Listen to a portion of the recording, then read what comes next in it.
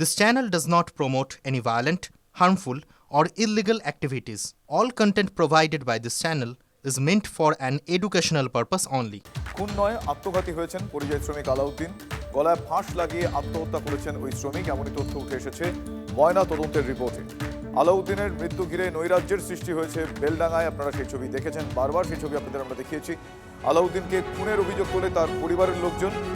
বেলডাঙ্গা থেকে এক assistant sub ইন্সপেক্টরকে ঝাড়খণ্ডের বিশ্রামপুর থানা এলাকায় পাঠানো হয়। সেখানে ময়না তদন্তের রিপোর্ট জানতে পারা যায় যে আলাউদ্দিনকে ঝুলন্ত অবস্থায় পাওয়া গিয়েছিল। শ্রমিকের সঙ্গে থাকা কয়েকজনকে জিজ্ঞাসাবাদও করা হয়। এই মুহূর্তে আমার সহকর্মী কৌশিক ঘোষ আমার সঙ্গে টেলিফোন লাইনে রয়েছেন। কৌশিক, তাহলে এই মুহূর্তের বড় প্রশ্ন, ময়না তদন্তের রিপোর্টে যদি এই বিষয়টা জানতে পারা যায়, বিষয়টা সামনে আসে যে তিনি আত্মঘাতী হয়েছিলেন, তাহলে এত কনফিডেন্টলি তাকে খুন করা হয়েছে বলে এভাবে বেলাগাম সেখানে তাণ্ডব চলল, কাদের উস্কানিতে, পেছনে কারা? এখনো কি কোনো উত্তর পাওয়া গিয়েছে? দেখো, এখনো পর্যন্ত সরাসরি উত্তর না পাওয়া গেলেও বেশ কিছু প্রশ্ন উঠতে শুরু করেছে। যে পরিযায়ী শ্রমিকের মৃত্যু, তারপরে সেই মৃতদেহ রাস্তায় এনে একটা মব তৈরি করা এবং তারপরে যে অশান্তি এবং নৈরাজ্যের বাতাবরণ সৃষ্টি করা হয়েছে, পুলিশ সেখানে কিন্তু দর্শকের ভূমিকায় ছিল, যেটা বিরোধীরা অভিযোগ তুলেছে, এবং তার পরবর্তীতে ভাঙচুর, একটা নৈরাজ্য সৃষ্টি করা হয়। তবে এর পিছনে বেশ কয়েকটি কারণ রয়েছে বলে মনে করা হচ্ছে। তবে বিজেপি বিধায়ক কিন্তু সরাসরি আঙুল তুলেছেন তৃণমূলের দিকে, যে বিজেপি এবং আরএসএস এর দিকে অশান্তির আঙুল তুলেই কিন্তু এই অশান্তি বাতাবরণ তৈরি করা হয়েছে। যে বিজেপি এবং আরএসএস মিলে এই সমস্ত ঘটনা ঘটিয়েছে। রাজ্যের শাসক দল যেমনটা অভিযোগ করে, সেই রাজ্যের শাসক দলের দিকে আঙুল তুলেছে বিজেপি বিধায়ক। তবে অপরপক্ষে বেশ কয়েকটি কিন্তু গুরুত্বপূর্ণ তথ্য উঠে আসছে, যেমনটা এর আগে গ্রেপ্তার হয়েছে শওকত আলী আলবানী, যিনি উস্কানিমূলক তার আগে পোস্ট করেছিলেন। অর্থাৎ যে এই মবের পিছনে উস্কানিমূলক বিষয়টি কিন্তু আগে থেকেই ছিল, কারণ যেদিন মৃতদেহ নিয়ে আটকে বিক্ষোভ হয় তার আগের রাতেই কিন্তু এই শওকত আলী আলবানী কিন্তু এই হিংসাত্মকমূলক পোস্ট করেছিলেন। এছাড়াও বেশ কয়েকজনের এই উস্কানিতে হাত রয়েছে, এমনটা সেই অভিযোগে কিন্তু গ্রেপ্তার করা হয়েছে। যেমনটা মিম নেতা মতিউর রহমান, তাকে গ্রেপ্তার করা হয়েছে এই উস্কানিমূলক কাজকর্মের জন্য। যেভাবে কনফিডেন্সের সঙ্গে মেরে ফেলা হয়েছে সেই অভিযোগ তুলেছিলেন। তবে পরিবারের লোক কিন্তু স্পষ্টত সেইভাবে কিন্তু জানতেন না যে এই এত বড় মব হচ্ছে। অর্থাৎ অন্য কোনো তৃতীয় ব্যক্তি, অর্থাৎ যে এই মৃত্যুর পরে তৃতীয় কোনো ব্যক্তি এই উস্কানিমূলক কাজ করেছিলেন। তবে বিজেপি কিন্তু আঙুল তুলছে শাসক দলের দিকেই। বেশ, এখনো পর্যন্ত এই খবর সামনে আসার পর সেখানকার মানুষজন, যারা এই অশান্তির দিনের পর দিন এই ভোগান্তির শিকার হয়েছেন, তারা কি বলছেন, তাদের কি প্রতিক্রিয়া?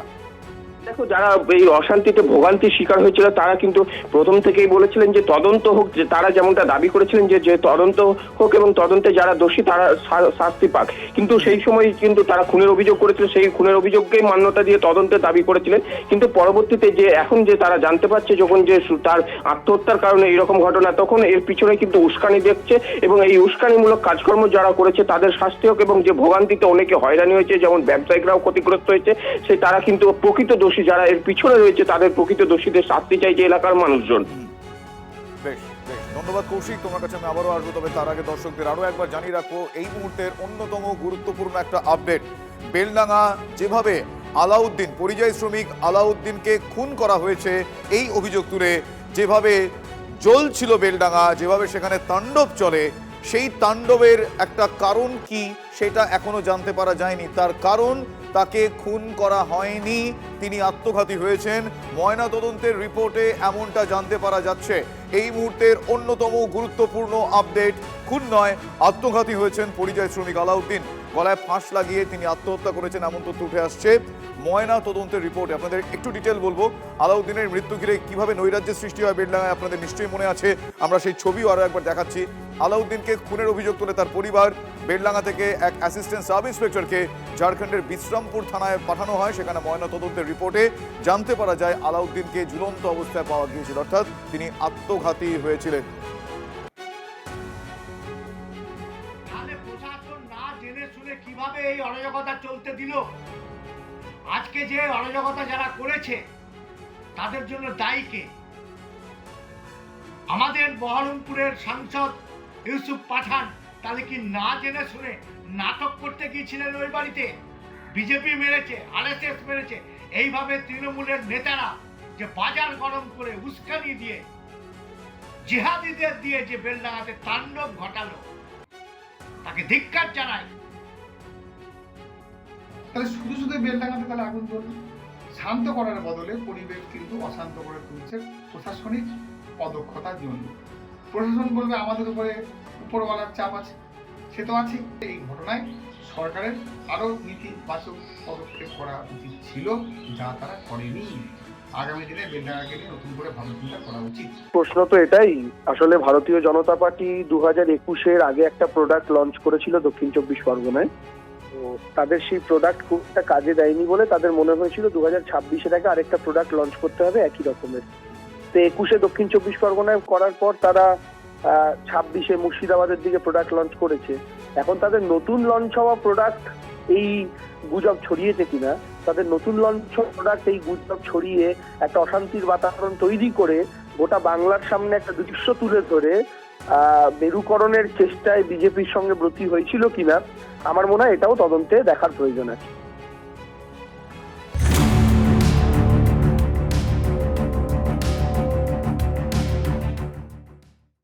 এবার আসি মনিরুল ইসলামের বিষয়। কমিশনের ডেডলাইন, সেই ডেডলাইনের 40 ঘন্টা পার হয়ে গিয়েছে, এখনো মনিরুল ইসলামের বিরুদ্ধে এফআইআর দায়ের হয়নি।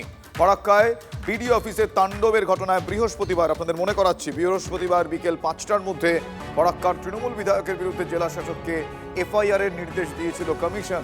তার দুদিন পরেও জেনারেল ডায়েরি পর্যন্ত হয়নি, উল্টে মনিরুলের হুঙ্কার শোনা গিয়েছে যে এসআইআর আতঙ্কে মৃত্যুর অভিযোগে গণ এফআইআর করতে হবে।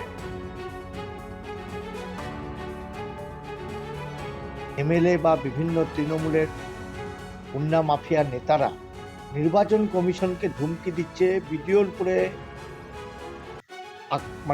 আক্রমণ করছে, বিভিন্ন এসডি অফিসে ভাঙচুর করছে। সেই জায়গায় নির্বাচন কমিশন সিদ্ধান্ত দিল মুর্শিদাবাদ জেলার ডিএমকে যে আপনি এফআইআর করে বৈকাল 5টার মধ্যে আমাকে এফআইআর এর কপি পাঠান। পাত্তাই দিল না এখানকার ডিএম। নির্বাচন কমিশন স্তব্ধ, নির্বাচন কমিশনের কোনো অ্যাকশন নেই। কেন নেই জানি না। সাধারণ মানুষের মধ্যে প্রশ্ন, এখানে কি নির্বাচন কমিশন তাহলে কি শুধু যা বলেছিল তা কি শুধু কথার কথাই বলেছিল, কাজে কই?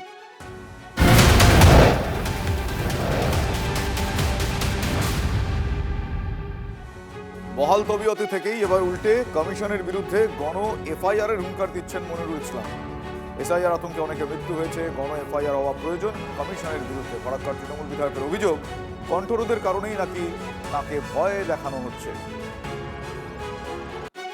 বেশি কিছু বললে ধর ভাইরাল হয়ে যাবে নাকি? চিন্তা করার কিছু নেই। মনিরুল ইসলাম যখন আছে, কোনো লোককে চিন্তা করার নাই। অনেক রকম বলছে, অভিযোগ করতে হবে, এফআইআর করতে হবে, করো না ভাই। তোমার জন্য আদালত খোলা আছে, আমার জন্য আদালত খোলা আছে। মানুষের জন্য যা করতে হয় করব, কারণ এমএলএ কে ভয় দেখানো হচ্ছে আমার কণ্ঠস্বরকে বন্ধ করে দেওয়া। আমার বিধানসভার মধ্যে আমার সংবিধান অধিকার দিয়েছে, আমি প্রধানমন্ত্রীর সমালোচনা করতে পারবো, যে কোনো মানুষের সমালোচনা করার অধিকার এই সংবিধান দিয়েছে। এই সংবিধান দিয়েছে, কণ্ঠরোধ করবো আমাকে। আমার কণ্ঠরোধ করার চেষ্টা হচ্ছে। আরে আপনার জন্য যদি আইন খোলা আছে, তা আমার জন্য আইন খোলা আছে। যতগুলো লোক এসআইআর কে কেন্দ্র করে আত্মহত্যা করেছে, হার্ট অ্যাটাক করেছে, আমি মনে করি গণহারে এফআইআর।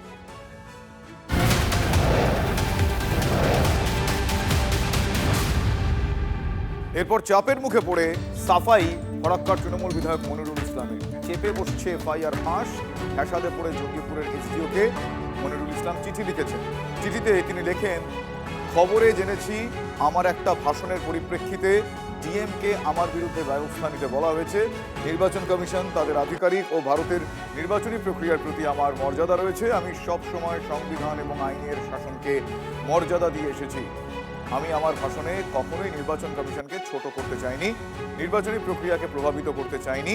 এসআইআর নিয়ে সাধারণ মানুষের মতামত তুলে ধরতে গিয়ে যা বলার তা বলেছি। চিঠিতে এইভাবে উল্লেখ করেছেন মনিরুল ইসলাম। উনি সুমোটো একটা চিঠি লিখছেন, ঠিক আছে, ওনাকে তো চিঠি দিতে বলা হয়নি। তাহলে তো এবার থেকে সমস্ত চোর এবং সমস্ত ডাকাতরা চিঠি লিখে দেবেন জজ সাহেবদের, দিয়ে বলবেন আমি প্রচন্ড আইনের প্রতি অনুরক্ত, আমি আইন মেনে চুরি করি, আইন মেনে ডাকাতি করি, আমাদেরকে আর ধরা যাবে না। এইসব বন্ধ করতে হবে। নির্বাচন কমিশন যে অর্ডার দিয়েছেন সেটা ওনাকে দেননি, ওনার মালকিনকেও সরাসরি দেননি, দিয়েছেন পশ্চিমবঙ্গের রাজ্য সরকারকে। ওনাকে কেন গ্রেপ্তার করা হবে না বা এখনো পর্যন্ত কেন হয়নি তার উত্তর চাই। প্রশাসনের বাবার ক্ষমতা আছে মনিরুলের বিরুদ্ধে এফআইআর করবে? প্রশাসন যে তার বাবা হচ্ছে মনিরুলরা, আর তাদের বাবা মা হচ্ছে মমতা ব্যানার্জি। তো চেন রিয়াকশন, ওপর থেকে যা বলছে তাই হচ্ছে। এখনো মনিরুলরা ডিএমকে এখনো মেরে ঘাট ধাক্কা দিয়ে বার করে দেন, এই ওদের বাবার ভাগ্য। আর এই লোক দেখানো কিছু খেলা চলবে, পাসিং দ্য বাক গেম চলবে, আমার ঘাড়ে না তোমার ঘাড়ে, তোমার ঘাড়ে না তার ঘাড়ে, যাতে নির্বাচন কমিশন আবার উপর থেকে পরে এদের বিপদ না ঘটায়। এজন্য ঘাড় বদলানো চলবে, ঠিক আছে? আর নিচে যদি এক জমি যায় উপর নিরুপায়, এমন কেস দিবে যেন ঢুকতে ঢুকতে তার বেল হয়ে যায়। ফুল বেল পাতা সব রেডি করে রেখে স্যান্ডা করবে, বেলও হবে, বাড়িও যাবে, আরো বড় নেতা বানানো হবে। ইলেকশন কমিশন মানুষের ভোটের অধিকার কেড়ে নেবে, আর আমাদের জনপ্রতিনিধিরা তারা দাঁড়িয়ে দাঁড়িয়ে সেটা দেখবে। জনতার হয়ে কে দাঁড়াবে? এই অসহায় মুহূর্তে আপনি কি ভাববেন যদি আমার পাশে কেউ থাকতো? সেই তৃণমূল কংগ্রেস হচ্ছে সেই পার্টি যে মানুষের অসহায় মুহূর্তে তার পাশে দাঁড়ায়। গণতান্ত্রিক অধিকার কেড়ে নিতে দিচ্ছি না আমরা। আর এই বদমাইশি করছে ইলেকশন কমিশন এবং বিজেপি মিলে, বাংলায় একটা ষড়যন্ত্র করছে।